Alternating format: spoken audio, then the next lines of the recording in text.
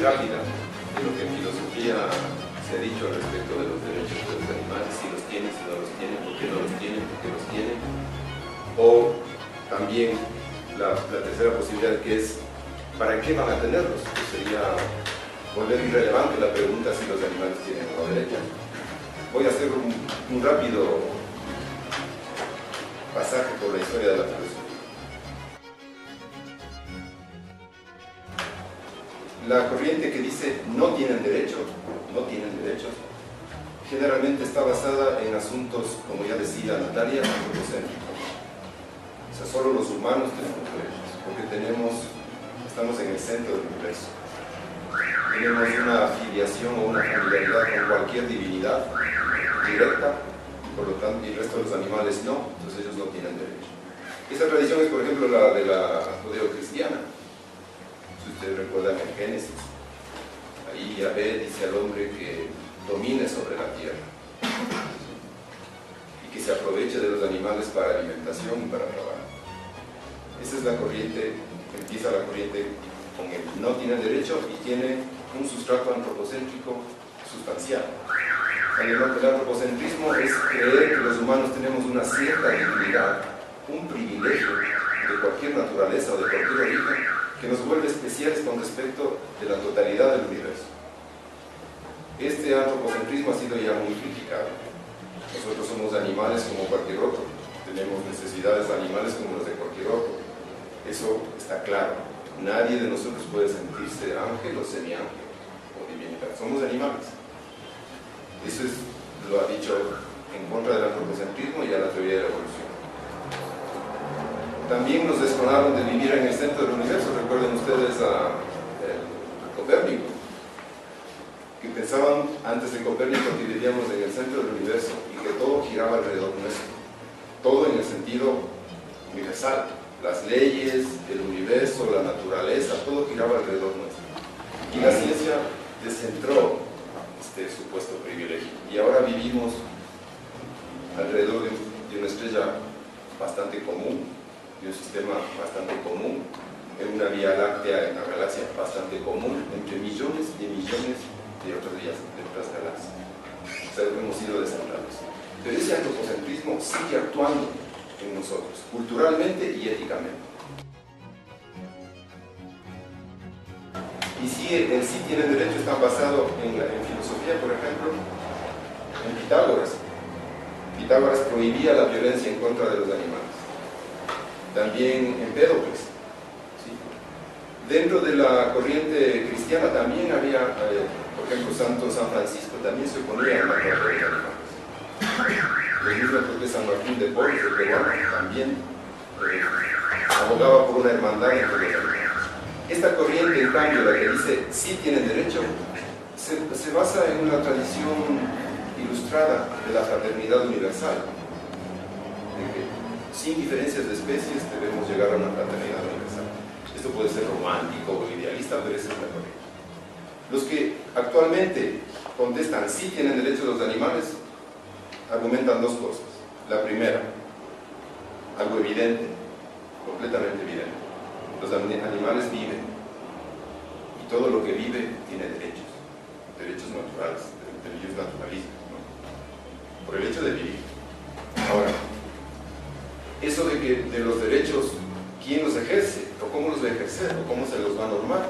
Eso puede cambiar. Las mujeres no tenían derechos a votar ni a educarse en la Edad Media y siglos después, pero las leyes cambiaron. Los afrodescendientes y los indígenas americanos tampoco tenían derechos, eran vistos como animales, pero el derecho cambió. ¿Sí? Entonces, eso es posible que cambie, es posible cambiarlos. Eso abogan los señores que van por él, sí tienen derecho los animales, porque simplemente viven. Toda vida merece respeto. ¿Y cómo respetamos la vida? Judicialmente, éticamente, pues hay que asignar derechos, si no, ¿cómo se respeta? Esa es la argumentación. Le estoy dando mi punto de vista por el momento, estoy solo dando un recuerdo. La otra argumentación de los que dicen sí tienen derecho, la empezó Jeremy Bentham, un filósofo inglés, con algo totalmente evidente. No es cuestiones de creencias. Dice, los animales sufren. No importa si son racionales, si hablan o no hablan, si sienten o no sienten, si tienen alma o no tienen alma, eso es irrelevante, dice esta corriente. El dato objetivo es que sufren. Y si sufren, hay que respetar la no violencia en contra de ellos. El hecho de no sufrir éticamente obliga a un trato especial con respecto de ellos. Y ese trato especial se refleja en los derechos. ¿Sí?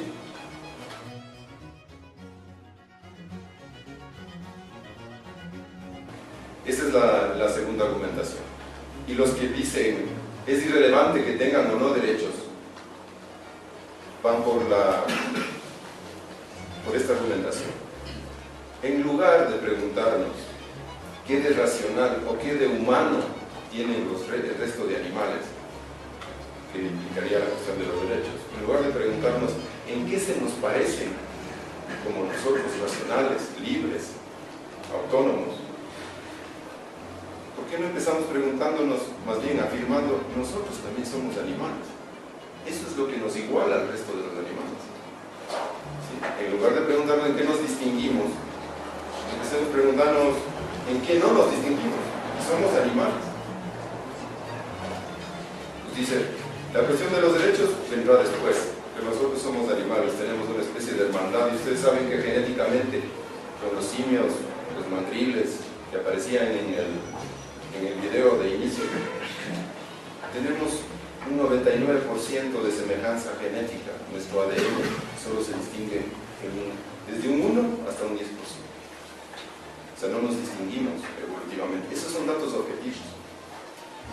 Ahora, después viene la ética. ¿Sí? Y de la ética podemos hacer una filosofía comparada. Hay pensamientos en Oriente, en lo que se denomina Oriente. Por ejemplo, el budismo, el jainismo, el hinduismo, en cuyas corrientes nunca se ha violentado a las personas, a los seres que viven. Eso hay que respetarlos. Y eso está ahí miles de años. El jainismo creo que tiene 5.000 años de antigüedad. O sea, más antigua que el cristianismo. Y ellos predican hasta la actualidad en la India la no violencia en contra de los animales. Ahora, yo voy a decir mi opinión. Yo comparto el criterio de la tercera, de algunas de las tres posiciones, de las que dicen sí tienen derechos, de las que dicen no tienen derechos, y la que es irrelevante si tienen o no derechos. Para mí es evidente que debemos partir con el hecho de que somos animales como el resto de los animales.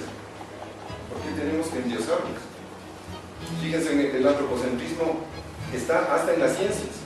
Yo les he dicho a los alumnos de algunas materias de las que me encargan. Tenemos unas ciencias para los humanos y otras para el resto de animales. Eso es antropocentrismo. Ahí hay un prejuicio antropocéntrico. El universo ha estado sin nosotros, el 99.99% de la edad del universo nosotros no hemos existido en él. Y no ha pasado nada. Y si desaparecemos como especie, incluso como planeta, tampoco pasará nada el resto de millones de años que vienen en la vida del universo. En la Tierra, nosotros estamos en la vida de la Tierra, en la vida animal en general de la Tierra. Nosotros somos recién llegados, no tenemos ni 300.000 años, 500.000 años, cuando hay especies que tienen millones de años sobre la Tierra.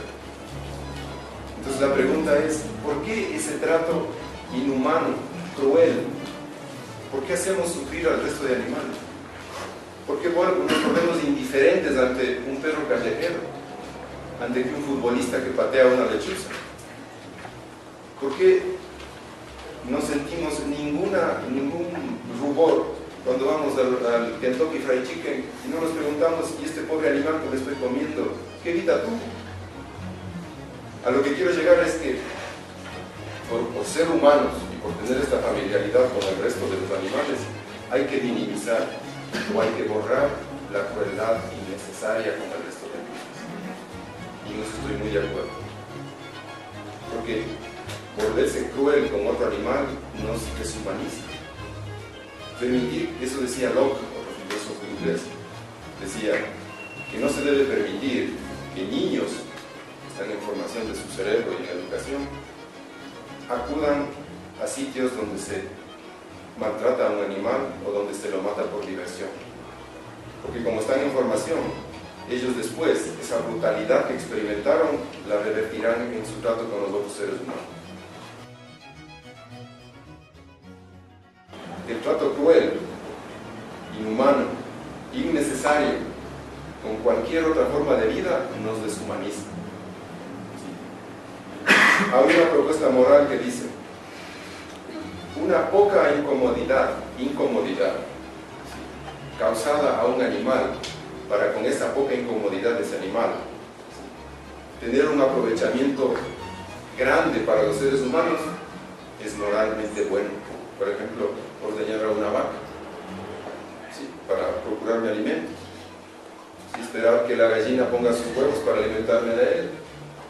Una incomodidad, pequeña incomodidad a otro animal, si es que de ello deviene un gran beneficio para los humanos, es moralmente bueno. Pero es inmoral causar sufrimiento a un animal para obtener una ventaja trivial al ser humano como la diversión. Eso es inmoral. Es claramente inmoral, eso es objetivo. Yo no voy a sacrificar a un toro porque es cultural. Bueno, si es que sacrificar a un toro es cultural, volvamos al sacrificio humano, también era cultural. Respetemos la cultura de los aztecas, de los mayas, de los incas, que sacrificaban seres humanos, si es que vamos por lo cultural. ¿Sí?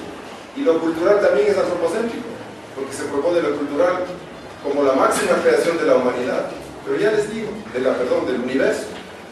Pero yo les estoy diciendo, nosotros somos recién llegados, nuestra cultura no está aquí más de unos 200.000 años, en un universo que tiene 13.000 millones de años hasta el momento. Y este universo seguirá, si cuando nosotros nos extingamos, seguirá millones de años después, y no pasará nada.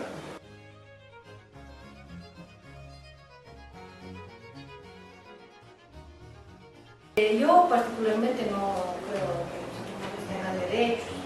Esto me parece un traslado antropocéntrico.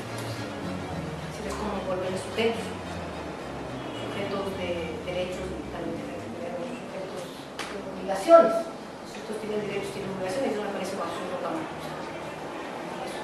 Esto de los derechos es transferir a los animales a construcciones humanas. Ahora, obviamente, el ser humano se tiene esto. Justamente puede estar correcto, puede estar correcto, puede ser, digamos, algo que nos permita pelear políticamente, ¿no es cierto? Sobre todo en el tema de la defensa ambiental y todo esto.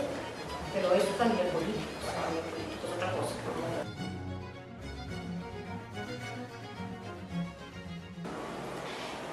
Yo tengo un gato. Me he planteado yo, con eso de los derechos, ¿cuál es el derecho del gato? Claro. Porque de hecho ya él no escogió estar conmigo, de ahí ya estoy llegando el derecho. De hecho no escogió que le domestique, tampoco, ahí también se le estaría llegando los derechos. Entonces se plantea esto, es decir, parece que atentar contra los derechos es matarles, ¿no es cierto?, sacrificarles los toros, los que discusión, los gallos y todo eso.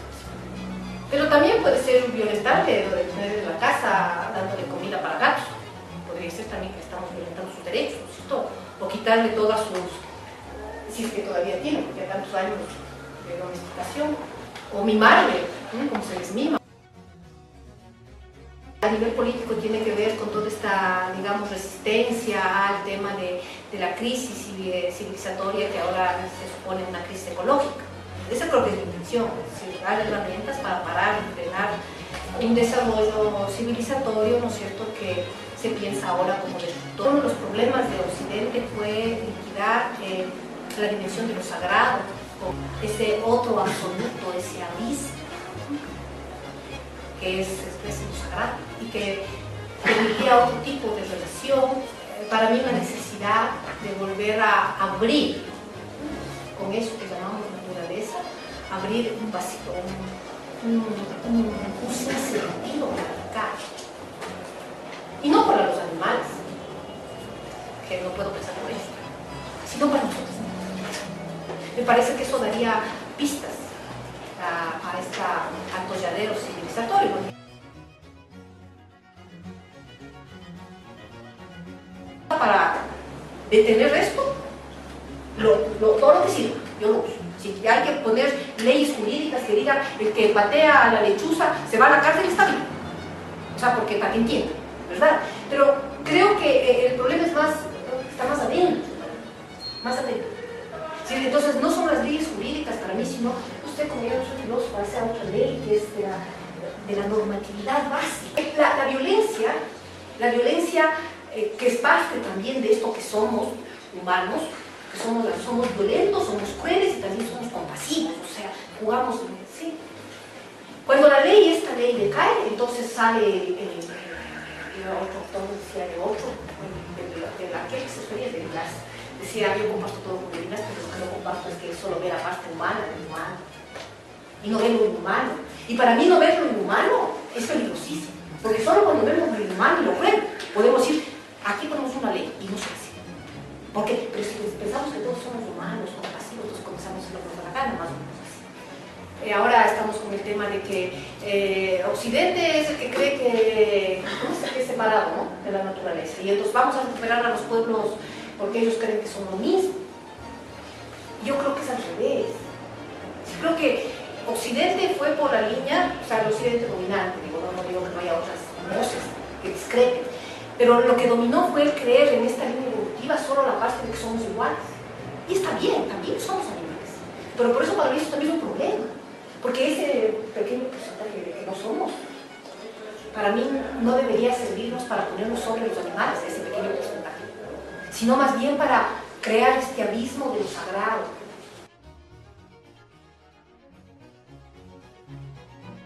Y Natalia decía, ¿qué se podemos hacer? Hay que empezar nuevamente como los griegos hacían. Hay que actualizar eso que es la paideia, la formación del individuo, una formación educativa integral, consistente, desde inicios. Recuerden que los datos evolutivos a los 7 años los niños ya están completamente conformados, su cerebro es difícil volver a poner semillas que producen. Esos datos hay que tener muy en cuenta para la educación. Los romanos tenían la humanitas, de donde viene todo lo que significa la humanidad. Es una formación consistente y sólida desde el inicio de la educación, pero integral. Ahora, ¿qué hacer? Bueno, la cuestión de la formación que va más allá de las leyes. Debe haber imperativos éticos, ¿sí?, en los que se formen los